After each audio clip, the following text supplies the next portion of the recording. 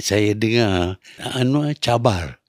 Kalau nak bagi dia jatuh, adakan vote of non-confidence dalam Dewan. Tapi kita tahu dalam Dewan itu, orang itu semua ada masalah. Mereka bergantung kepada Anwar. Mereka takut kepada Anwar.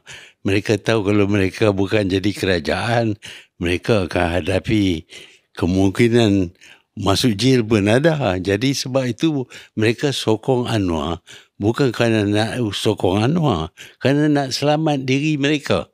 Kalau mereka tidak ada dalam kerajaan, mereka akan dibicara dan mungkin akan kena hukum yang berat. Sebab itu mereka tak boleh nak kurangkan sokongan kepada Anwar. Dan kalau kita bawa motion of non-confidence dalam Dewan Rakyat, Anwar akan menang. Tetapi saya nak tahu, dia kata cuma 15,000 orang saja yang hadir dalam perhimpunan itu.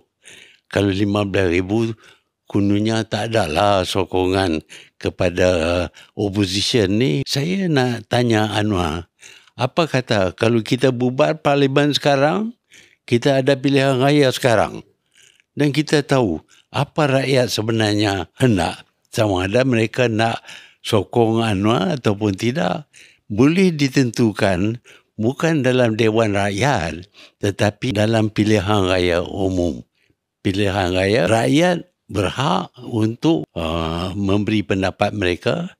Dan kita tengoklah sama ada 15,000 saja yang hadir ataupun lebih daripada itu.